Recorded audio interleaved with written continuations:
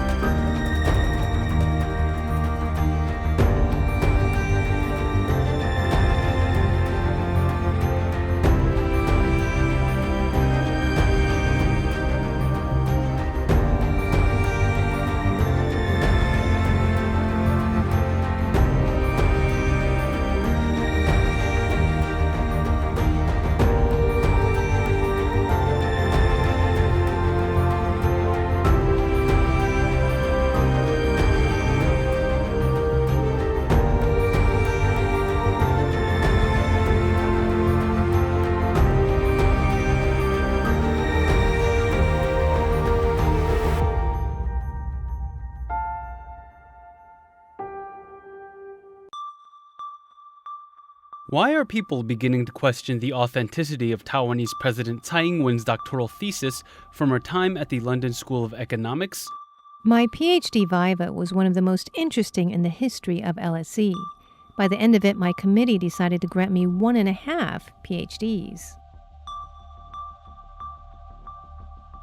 On May 20th, 2019, Tsai Ing-wen's former instructor at National Taiwan University's College of Law, Professor Emeritus He Defen, held a press conference raising questions over why Tsai Ing-wen's doctoral thesis could not be found in any library around the world. Think on all the suspicious things we brought to light today. Maybe Tsai will come forward and explain herself what it was she studied at school, what her core concepts were, and why her thesis disappeared. We certainly couldn't find it no matter where we looked. That is very strange. June 10th, 2019. Cao Changqing, an exiled Chinese media personality residing in the United States, also asserted that Tsai's doctoral thesis was faked on the online political talk show True Voice of Taiwan. Former director of the Graduate Institute of Journalism at National Taiwan University and current True Voice of Taiwan host, Professor Dennis Peng, closely monitored the developments behind Tsai's doctoral thesis. He diligently spent 3 months dissecting the thesis on his show for an hour each day. Finally, on September 23, 2019, the Office of the President finally held a press conference to publicly respond to many claims made against the president's credentials. Where was Tsai's doctoral thesis? Why did the LSE library not possess President Tsai's doctoral thesis before? I think Alex made that very clear. President Tsai completed all tasks set forth by LSE to obtain her doctorate. That includes submitting a topic for her thesis, writing her thesis, and then passing her viva. LSE granted President Tsai a PhD for her efforts. It's probably not unusual for a thesis that was submitted 36 years ago to disappear. I think a student wouldn't need to concern themselves with the whereabouts of their work 36 years after the fact. The thesis was written 35 years ago. Back then, they had different methods. If you judge the thesis using today's standards, then many things will seem strange.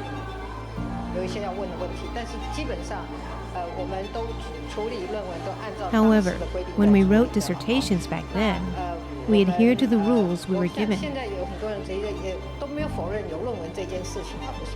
Both Tsai Ing-wen and the presidential office insist that she received her degree 35 years ago in abidance with LSE's rules.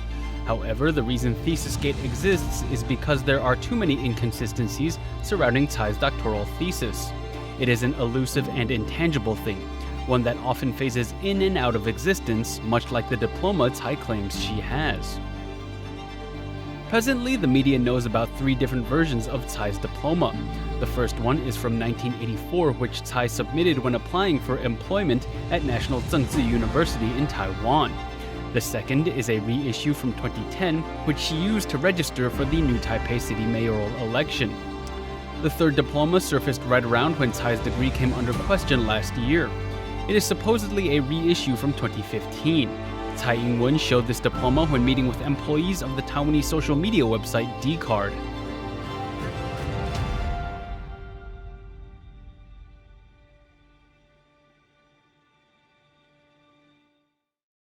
However, when responding to questions from Dr. Huan Lin, the head of the University of London Worldwide's Diploma Production Office, said on June 12, 2019, that students can only have their diplomas replaced once.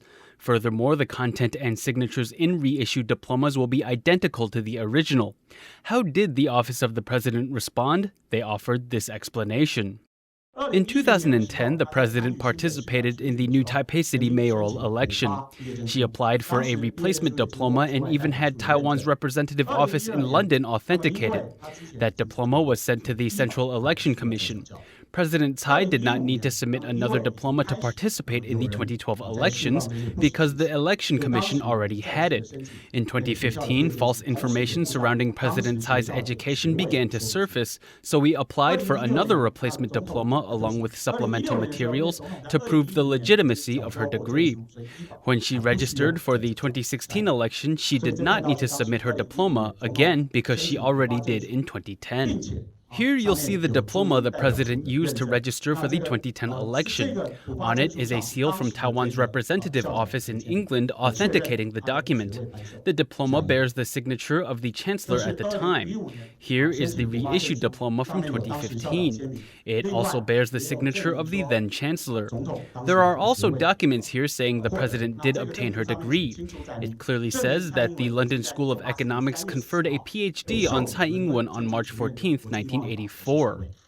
The University of London has strict rules when it comes to applying for a replacement diploma. In order to do so, one must provide a statutory declaration and apply for the replacement in person. If the original diploma is found after the replacement has been issued, then the replacement must be returned to the school where it will be voided. Most importantly, diplomas can only be replaced once. With such strict rules in place, is a reason as simple as the spread of false information good enough to merit a replacement diploma from the University of London? This is a replacement that can only be issued once. The presidential office has yet to offer an answer to that question. However, when a reporter asked when Tsai realized her original diploma went missing, the presidential office offered the following response. I'm not so sure about the timeline. For example, the president said that she lost her original diploma. But when did she realize she lost it? Around what time? Which diplomas did she use to register for the 2010, 2012, and 2016 elections? Were they the old ones or the new ones?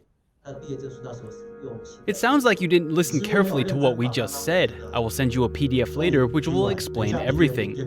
So can you tell us? I just told you everything. I said very clearly that she registered for the elections in 2010 by submitting a replacement diploma to the Central Election Commission. Isn't that clear enough? She doesn't need to resubmit the diploma for future elections because it's already on file with the Election Commission. Next question.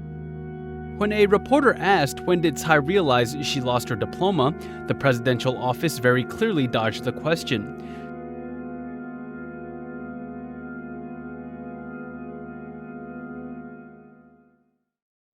Taiwan's education ministry is said to possess a legal copy of the diploma Tsai received in 1984. In that case, why was it necessary for Tsai to resubmit a replacement diploma to the Central Election Commission in 2010?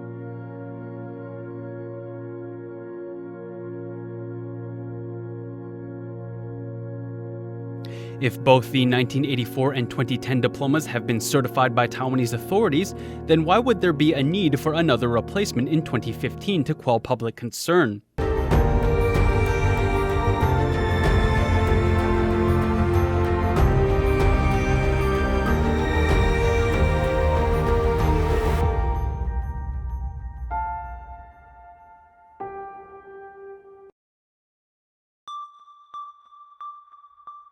A dissertation must stand the test of an oral defense. I not only have proof of passing my defense, but I also have documentation proving that I did so outstandingly.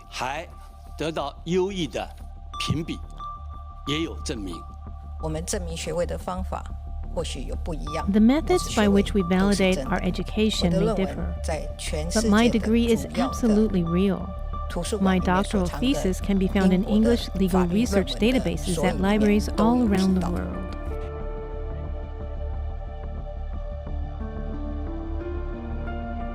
In order to prove that she had a valid doctoral thesis and refute the LSE library's claims that it never had a copy of the thesis, Tsai Ing-wen referred to a 35-year-old library index. By doing so, Tsai claimed that the thesis did in fact exist, but it was simply lost.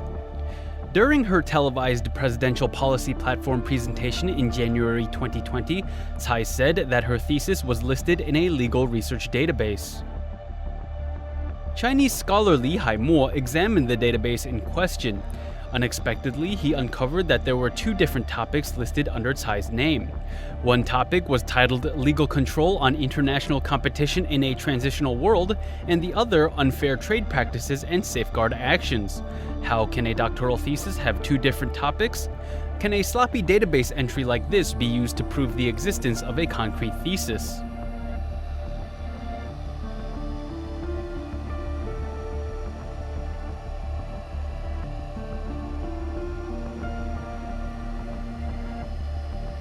The contradictions behind Tsai's thesis don't end here. In 2011, Tsai released her autobiography in the lead-up to Taiwan's 2012 presidential elections. In it, she said that she proposed a thesis topic titled Unfair Trade Practices and Safeguard for Domestic Markets in a Changing World. She even says that a professor removed In a Changing World from that original title.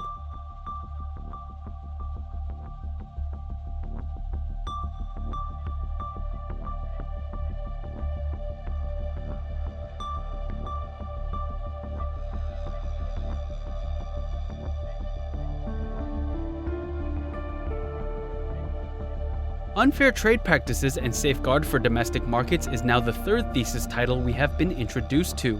Even if a person can't remember the exact title of their doctoral thesis, they can at least look it up using any number of methods. How can someone be so careless and so inconsistent with such an important detail of their academic career in their autobiography? What's even more outrageous is that in 2011, while giving talks at college campuses, Tsai uttered several more different thesis titles. At first, the topic and title of my thesis was Safeguarding Domestic Markets. Later on, I added In a Changing World. Just like today's theme, I thought a changing world was something worth adding to my thesis. However, that topic was rejected and returned. I'll tell everyone here one more story. When I first attended LSE, I was expected to turn in a doctoral thesis because I was in the PhD program. The thesis required a topic. I studied international trade and competition. Back then, there was a relatively new concept in international trade, where foreign goods constantly entered a domestic market. Then domestic industries suffer. To safeguard is to protect a certain market. So I decided to title my thesis, Safeguarding Domestic Markets. It talks about how to protect domestic industries from the concepts I described earlier. I then added In a Changing World and had my advisor propose the topic to my advisory committee. They said that they can accept the first half of my thesis topic, but not the second half. There are now a total of 5 different titles for Tsai's thesis. A few of those titles don't even pertain to the same concepts. How can a person be so inconsistent with the name of their own doctoral thesis?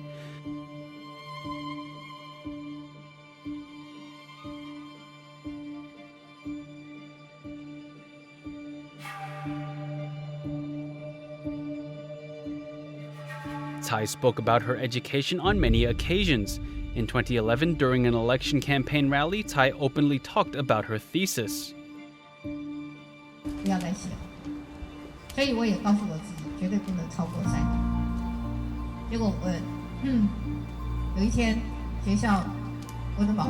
I fell victim to my bad habits. One day, the school called and said, "Ms. Tsai, can you come into the office?" They said that my supervisor claimed he couldn't find me and that he didn't even know if I was writing anything. They said that he was very unhappy with me. I told them that I had finished my thesis and asked if they wanted to have a look at it. I showed them my thesis. When the head of my department saw it, all he said was, "Bloody hell!" He said that my outline was very well written and asked why my supervisor would say such things about me. The school arranged a new supervisor for me. This new supervisor took a look at my work and simply said, "Other students have to worry about getting their PhD. You don't have to." From that day on, I knew I wouldn't have any problems.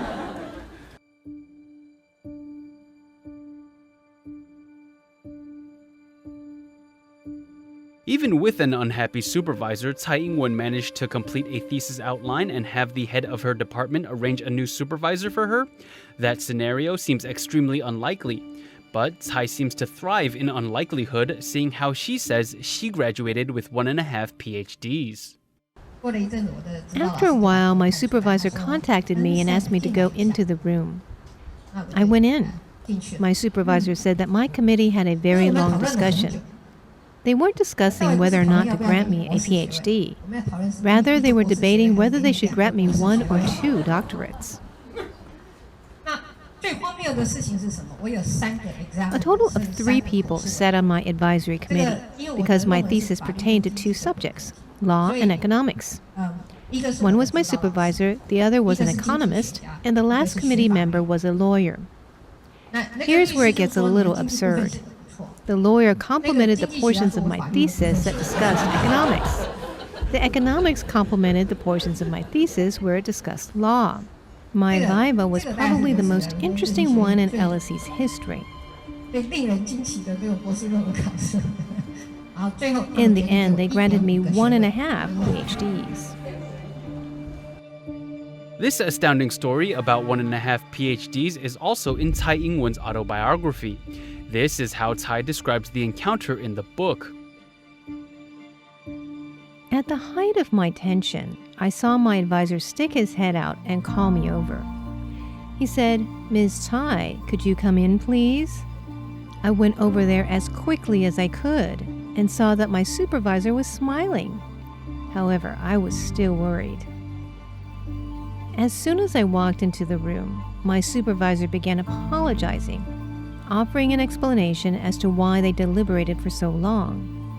He said, "We had a very long discussion, but we weren't talking about whether or not to grant you a PhD.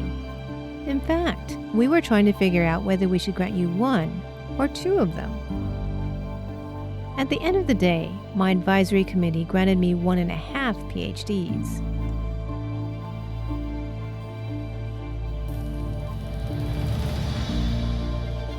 I was granted a PhD in law, with an added remark that stated I had a strong technical background in international trade. The added remark is what constitutes half a PhD. Another baffling detail in this story is the 3-member advisory committee Tsai claims she had. The University of London's rules state that advisory committees which administer vivas are composed of 1 internal examiner and 1 external examiner. Supervisors to PhD candidates could never sit on a committee, much less preside over an oral defense. These rules reflect the deep and rich academic culture of tradition that English institutions are built upon. In fact, these very same rules were revealed when it was discovered that the son of Libyan dictator Muammar Gaddafi attended LSE. How is it possible that Tsai had 3 people sitting on her advisory committee? She is yet to offer an explanation.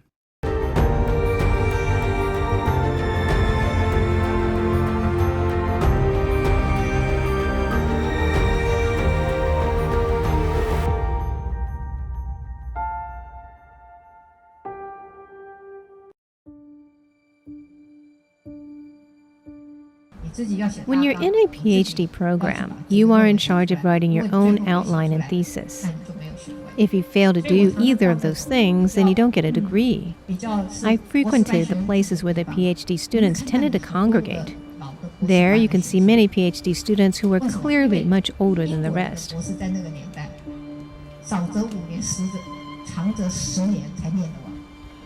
Why was that? Well, back then, it took anywhere from 5 to 10 years to obtain a PhD in England.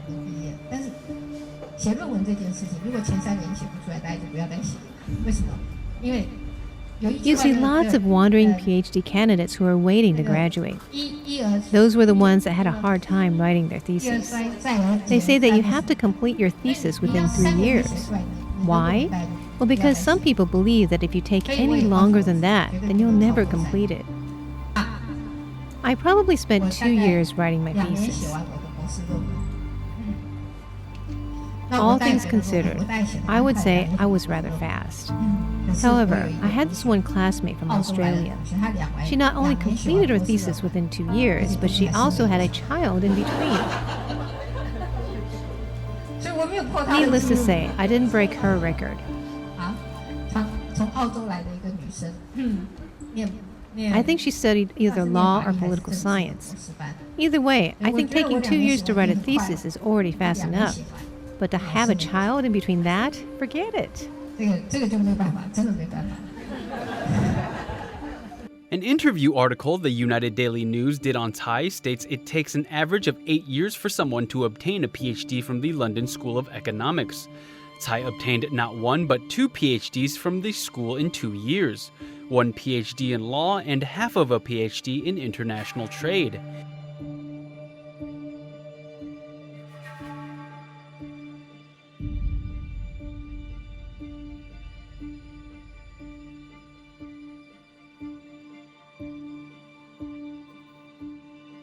Even until after Taiwan's presidential elections in 2012, Tsai maintained that she obtained 1.5 PhDs in 2 years.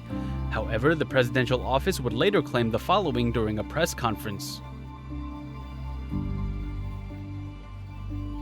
The evaluation committee for the president's dissertation approved her proposed topic in January of 1983. By June of 1983, she turned in her dissertation. The president then completed her doctoral defense in October of that year as well. The University of London notified the president that she successfully passed her viva in January of 1984. It's not hard to understand how President Tsai obtained her PhD so quickly. It's a matter of basic math. The president enrolled in the school in 1980. She planned, wrote, and revised her thesis during her time there. By June 6, 1983, the president submitted her doctoral thesis. In October of that year, she successfully passed her viva, which is what they call an oral defense in England. She spent 3 years at the school. I don't think there's anything out of the ordinary with that timeline.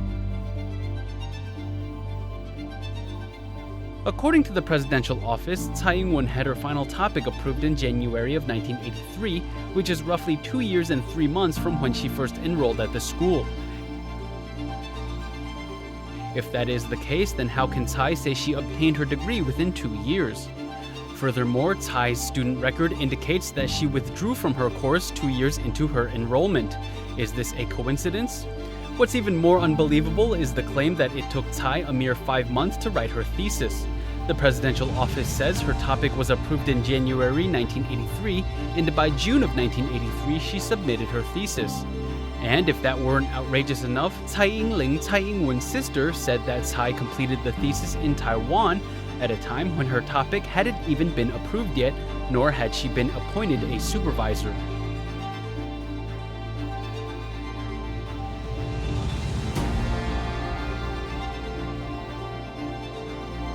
I accompanied my sister to her doctoral viva.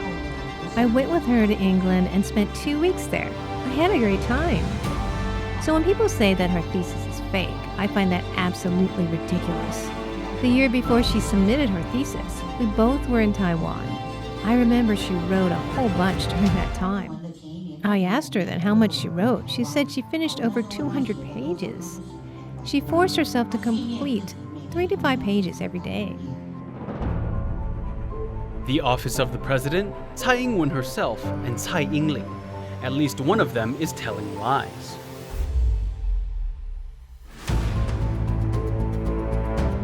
The Tsai Ing-wen camp paints her academic endeavors as a sort of Cinderella story. Against all odds, a 26-year-old Tsai Ing-wen went against her supervisor and garnered a bloody hell from the head of her department.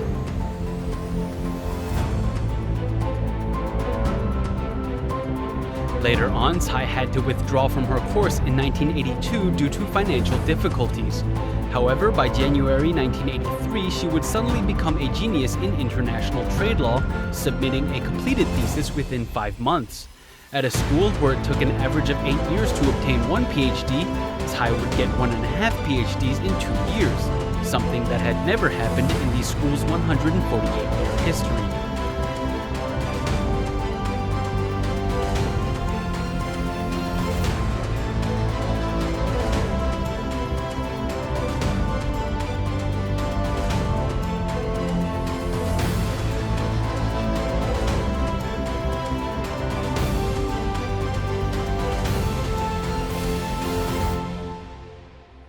This isn't a fairy tale. This is real life. How will this 36-year-long charade end? We still don't know. However, the truth doesn't just torment those that seek it, it torments Tsai Ing-wen herself. 好，非常感谢大家。我们今天早上的记者联访就先到这边，因为我们的时间还有限。但当初国民党也是打你这一块，就他们自己好像也都没有办法。这件事情哦。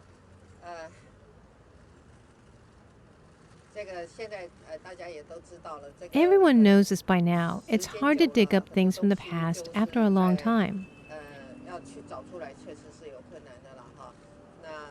Well, all right, let me put it this way. I understand my own affairs the best. In that vein, I can say that there is no problem with the thesis. The degree is real. Don't waste ink or page space on something so pointless and trivial. In the next episode, we're taking the investigation to England. Tsai Ing-wen's team is attempting to rewrite history.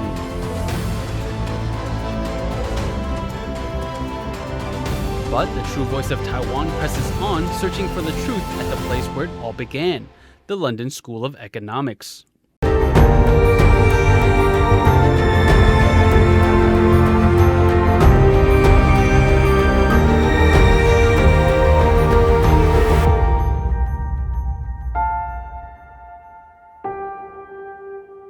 This segment was brought to you by Asian Cultural Alliance,